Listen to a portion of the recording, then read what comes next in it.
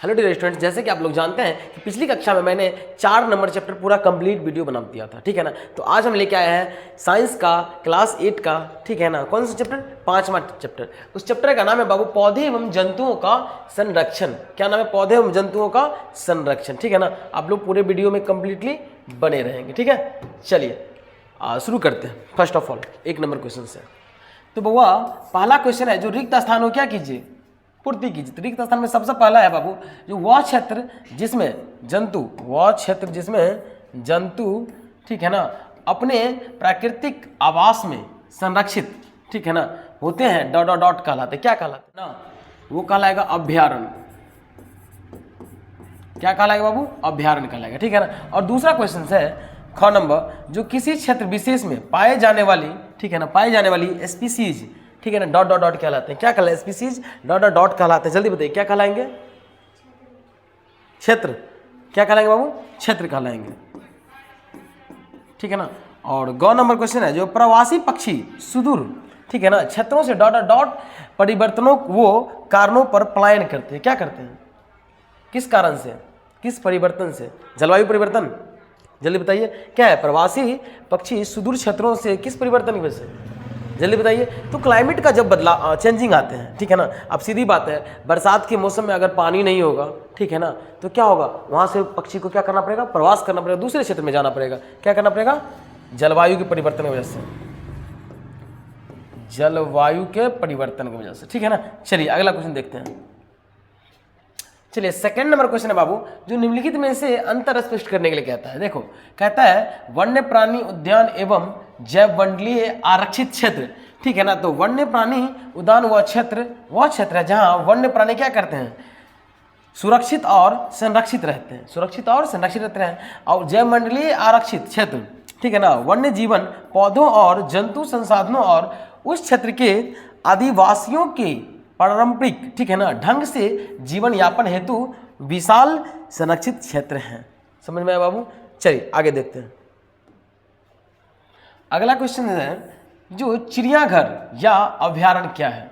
ठीक है ना। तो चिड़ियाघर एक ऐसा स्थान है जहां प्राणियों अथवा अपने कृत्रिम, ठीक है ना, प्राणी अपने कृत्रिम आवास में सुरक्षित रहते हैं। कृत्रिम आवास का मतलब ये होता है, कृत्रिम और मानव कृत्रिम और मानव कृत्रिम में अंतर होता है। नहीं, प्राकृतिक होता है और कृत्रिम मतलब ये होता है, ये समझ लो कि मानव द्वारा बनाया गया, ठीक है ना, जहाँ जंतुओं को भोजन, ठीक है ना, भोजन उपलब्ध कराया जाता है, ठीक है ना। अभ्यारण्य वह क्षेत्र है जहाँ, ठीक है ना, जंतु एवं उनके आवास किसी भी प्रकार के विक्षोभ से सुरक्षित रहते हैं। यहाँ जानवर खुद ही शिकार कर भोजन प्राप्त करते हैं। चलिए अब अभ्यारण्य की बात करते हैं। तो आपको अगर पक्षी अभ्यारण्य देखना हो तो आप आ सकते हैं कहाँ पे? कुशेश्वर स्थान, ठीक है ना। यहाँ पे एक पक्षी अभ्यारण्य है, ठीक है ना, जहाँ पे सारे पक्षी पेड़ पौधे पे मतलब आज़ाद स्वतंत्र रहते हैं। पक्षी अभ्यारण्य देखना हो तो आ जाए कहाँ पे? कुशेश्वर स्थान पे। चलिए अब उसके बाद है संकटापन्न एवं विलुप्त स्पीसीज, मतलब कुछ ऐसे भी चीज़ है ना जो विलुप्त हो चुके हैं। जैसे देखो संकटापन्न यानी कि वे जंतु होते हैं जिनकी संख्या एक निर्धारित स्तर पर कम होती जा रही है और वे विलुप्त हो सकते हैं, ठीक है ना। आने वाले कुछ दिन में वो दिखेंगे भी नहीं, विलुप्त हो सकते हैं। जैसे भारतीय शेर, गेंडा आदि इस श्रेणी में आते हैं, ठीक है ना। अब है विलुप्त स्पीसीज, ठीक है ना, वे हैं जो पृथ्वी पर देखने को नहीं मिलती है, जैसे कि डायनासोर। ये बहुत पहले विलुप्त हो चुके हैं, ये दिखने को पृथ्वी पे मिल ही नहीं सकता है, पूरे ब्रह्मांड में, ठीक है ना, मिल ही नहीं सकता है। अब घ नंबर है, जो वनस्पति जात एवं प्राणी जात में क्या डिफरेंस है? तो वनस्पति जात किसी विशेष क्षेत्र में पाए जाने वाले पेड़ पौधे उस क्षेत्र के वनस्पति जात, या जैसे पचमढ़ी जैवमंडल आरक्षित क्षेत्र में साल, सगोन, आम, जामुन, सिल्वर, ठीक है ना, सिल्वर फर्न, ठीक है ना, अर्जुन आदि। अब है वनस्पति जात क्या है? तो वनस्पति जात है ये। अब है प्राणी जात, किसी विशेष क्षेत्र में पाए जाने वाले, ठीक है ना, जीव जंतु उस क्षेत्र के प्राणी जात कहलाते हैं। जैसे कि चिंकारा, नील, ठीक है ना, गाय, जिसे कहते हैं बरसिंगा बोलते हैं बाबू, बरसिंगा, हिरन, चीतल, ठीक है ना, तेंदुआ, जंगली कुत्ता, भेड़िया आदि, ठीक है ना। पंचमढ़ी जैवमंडल आरक्षित क्षेत्र के प्राणी जात हैं।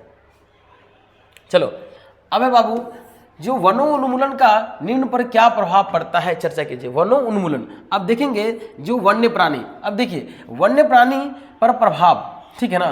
पेड़ पौधे वन्य प्राणियों को आवास एवं भोजन प्रदान करते हैं। क्या करते हैं? आवास एवं भोजन प्रदान करते हैं, ठीक है ना।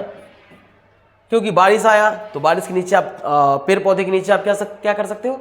आश्रय ले सकते हो। अगर भोजन में भोजन नहीं मिल रहा है तो पेड़ पौधे को खा सकता है, ठीक है ना, जीव जंतु से प्राकृतिक आवास नष्ट हो जाते हैं तथा जंतु संकट यापन स्पीसीज बन जाते हैं।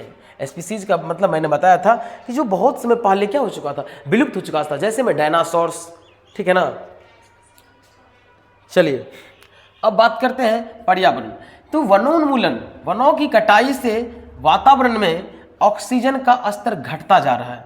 वनों की कटाई के कारण मिट्टी की उर्वरता और वर्षा भी कम होती जाती है, ठीक है ना। सिर्फ और सिर्फ इसी की वजह से बारिश जो आजकल नहीं के बराबर होता है, रीजन क्या है? तो वनों की कटाई, सारा रीजन है वनों की कटाई, ठीक है ना। और ऑक्सीजन लेवल भी गिरता जा रहा है। तो परिणाम स्वरूप बाढ़ और सूखे जैसी प्राकृतिक आपदाओं की संभावना बढ़ती जाती है। इसी वजह से बाढ़ आने की संख्या बढ़ जाती है और सुखाड़ आने की भी। चले आगे है गांव यानी ग्रामीण क्षेत्र। अब देखो वनोन्मूलन का प्रभाव गांव पर बुरा ही पड़ता है। वन मिट जाने से गांव में खेती की भूमि कम होने लगती है और उपजाऊ भूमि का भी अभाव होने लगता है। भूमि की, ठीक है ना, मृदा क्षमता कम होने लगती है। भूमि की मृदा क्षमता कम होने लगती है। गांव का जीवन कृषि पर, ठीक है ना, ही निर्भर होते हैं। गांव का जीवन किस पर निर्भर होते हैं? कृषि पर ही निर्भर होते हैं। इस कारण वनों के खत्म हो जाने से, ठीक है ना, गांव की अर्थव्यवस्था चरमरा सकती है। अगर वनों की संख्या, वनों अगर इसी स्तर से कटते रहे तो गांव का जो ये कृषि का सिस्टम है ना, वो भी गड़बड़ा जाए। क्योंकि समय समय पे बारिश होगा ही नहीं। जब बारिश नहीं होगा समय समय पे तो क्या होगा? खेती पॉसिबल ही नहीं है, ठीक है ना। कितना लोग दमकल का इस्तेमाल करेंगे? शहरी क्षेत्र, शहर यानी शहरी क्षेत्र, शहर या शहरी क्षेत्र वनोन्मूलन से सीधे तो प्रभावित नहीं होते, परंतु शहरी क्षेत्रों में स्थापित उद्योगों को वनों से मिलने वाला कच्चा उत्पाद न मिलने के कारण, ठीक है ना, उत्पादन घट जाता है तथा साथ ही प्रदूषित पर्यावरण का प्रभाव भी शहरों पर पड़ता है। शहर पे इसका भी इम्पैक्ट देखने को मिलता है, ठीक है ना, शहरों पे भी। देखिए अब है पृथ्वी, ठीक है ना।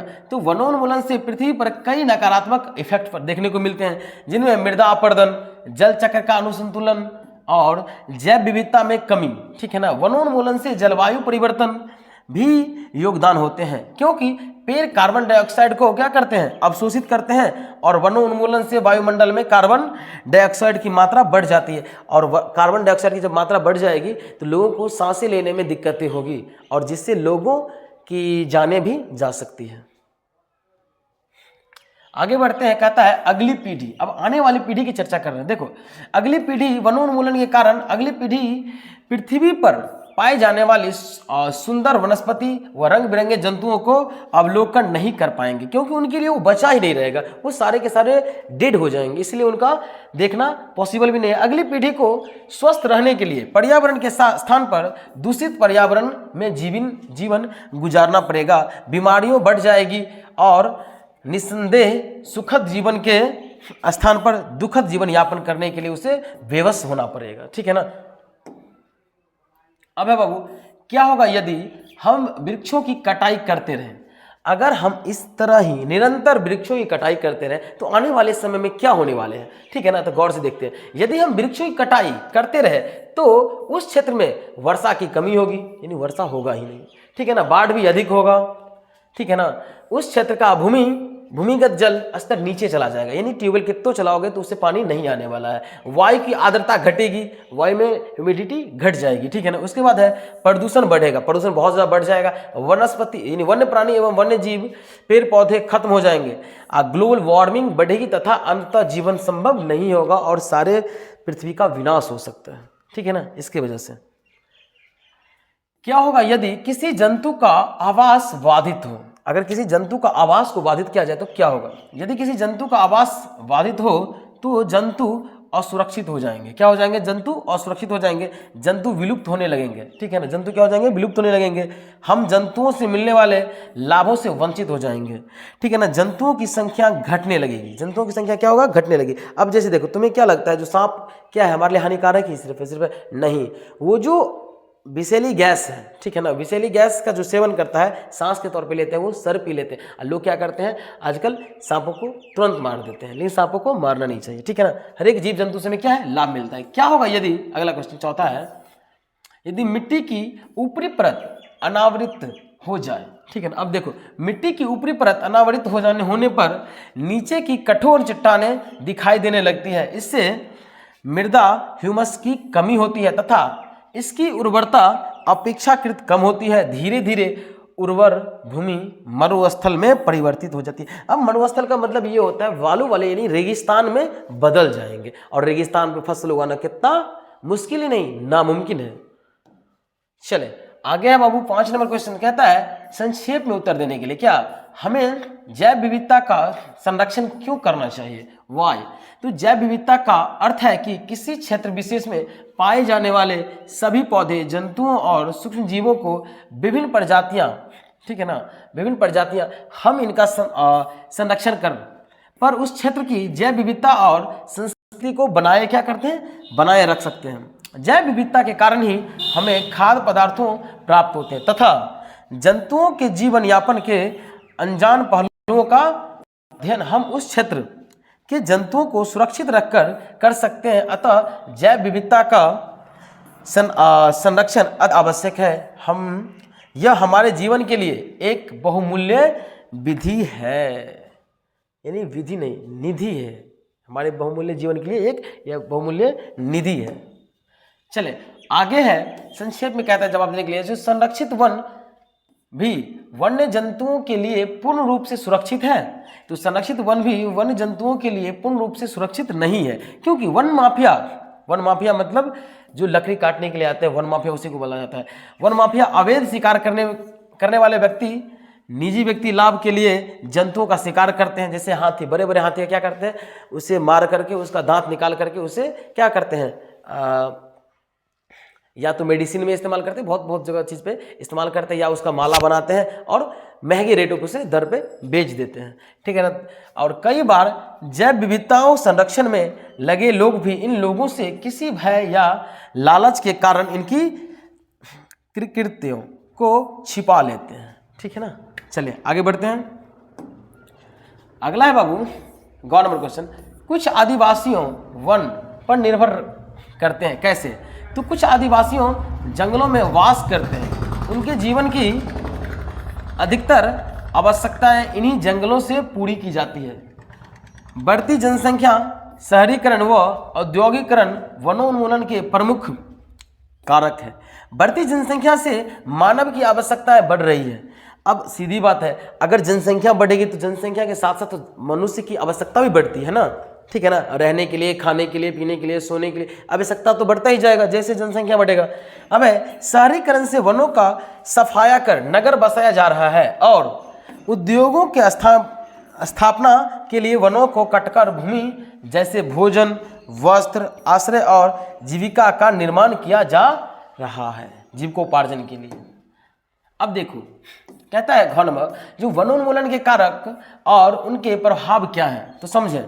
तो कृषि के लिए भूमि प्राप्त करना, दूसरा है घरों एवं कारखानों के निर्माण, फर्नीचर बनाने अथवा लकड़ी का ईंधन के रूप में इस्तेमाल करना। फिर उसके बाद पशुओं के अतिचारण के लिए, ठीक है ना, इसके लिए इस्तेमाल करते हैं। फिर देखते हैं जो अगला क्वेश्चन कह रहा है, जो वनोन्मूलन के प्रभाव, तो ऑक्सीजन कार्बन डाइऑक्साइड के अनुपात का असंतुलन अधिक बढ़े, भूस्खलन, जलवायु में क्या यानी क्लाइमेट का चेंजेस, ठीक है ना, वन में रहने वाले पशु पक्षियों का नष्ट होना, स्थलीय जल में कमी और भूमि की उर्वरता में कमी। इसी के वजह से क्या हो रहा है, वनोन्मूलन के इफेक्ट्स देखे जा रहे हैं।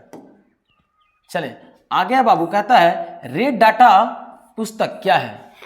ठीक है ना, रेड डाटा पुस्तक क्या है, तो समझेंगे। जो रेड डाटा बुक एक सार्वजनिक दस्तावेज है जो किसी विशेष क्षेत्र में मौजूद पौधे, जानवरों, कवकों की लुप्तप्राय और दुर्लभ प्रजातियों के साथ साथ, ठीक है ना, कुछ स्थानीय उप प्रजातियों को रिकॉर्ड करने के लिए बनाया जाता है। डेटा बुक का मतलब यही होता है। और ये VVI क्वेश्चन है। ये क्या है बाबू?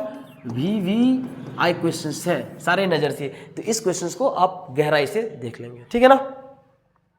चले अब अगला है प्रवास से आप क्या समझते हैं। देखो, तो कुछ स्पीसीज द्वारा अपने आसपास के किसी निश्चित समय में, ठीक है ना, बहुत दूर जाने प्रवास कहलाता है।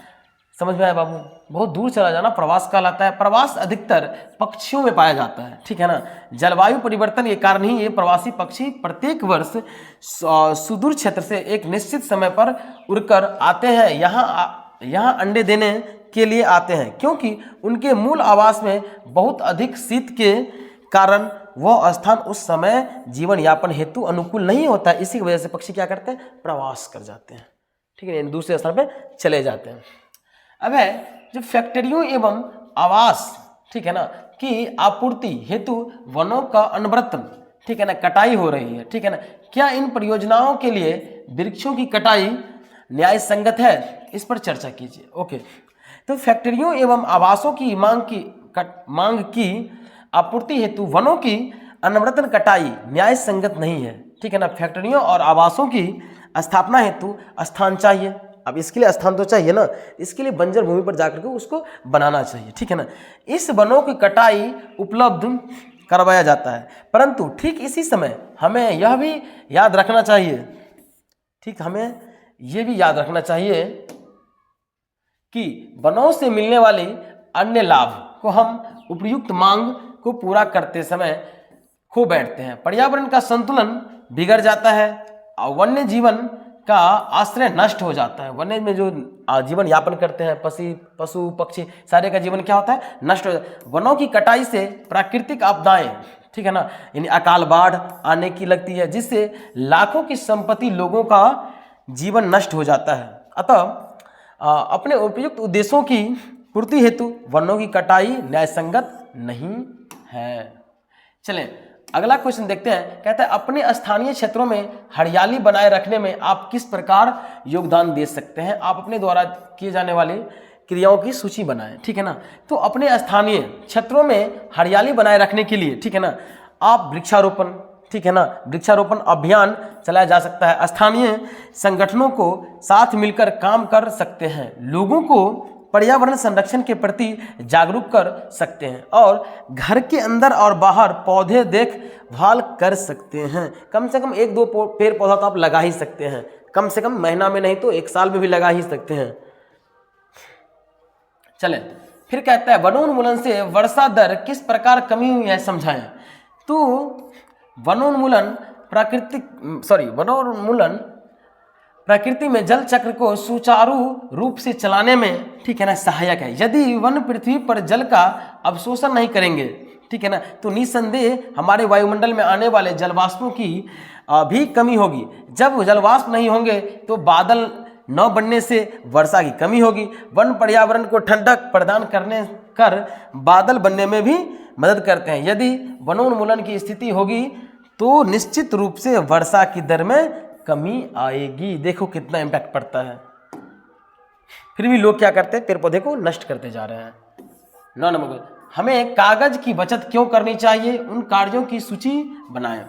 तो कागज का निर्माण पेड़ों की लकड़ी से होता है, तैयार लुगदी से किया जाता है। यदि हम कागज की बचत नहीं करेंगे तो कागज बनाने के लिए अधिक पेड़ काटने पड़ेंगे। देखो इसीलिए कहते हैं पेड़, यदि यह कटाई यूं ही जारी रहे तो इतने पेड़ कहाँ से आएंगे जो हमारी कागज की दैनिक आवश्यकताओं की पूर्ति कर सकेंगे। अतः हमें निम्नलिखित उपायों के द्वारा कागज की बचत करनी चाहिए, नहीं तो पेड़ पौधे नहीं बचेंगे। अब देखो गौर से, एक बार इस्तेमाल किए गए कागज को एकत्रित कर पुनः चक्रण के द्वारा इससे कागज बनाया जाना चाहिए, ताकि नया कागज बनाने के लिए अधिक पेड़ न काटे जाएं। कागज से बने थैलों के स्थान पर जूट व कपड़े के थैलों का इस्तेमाल होना चाहिए। प्राथमिक शिक्षण संस्थान में अभ्यास के लिए नोटबुक के स्थान पर, ठीक है ना, स्लेट या प्लास्टिक से बनी विशेष राइटिंग स्लेट का इस्तेमाल करें, ठीक है ना। उसके बाद है लिखने का अभ्यास नोटबुक की बजाय फर्श पर भी किया जा सकता है, ठीक है ना। इन सभी उपायों से कागज की बचत होगी, और जब ये कागज बचेगी तो पेड़ पौधे बचेंगे, और जब पेड़ पौधे बचेंगे तो मनुष्य बचेंगे। इसलिए कहते हैं पेड़ पौधे बचाने के लिए आपको ये छोटे छोटे कदम उठाने पड़ेंगे। तो मिलते हैं हम नए वीडियो में, अगले चैप्टर के लिए आप लोग वेट कीजिए। तब तक के लिए बाय बाय।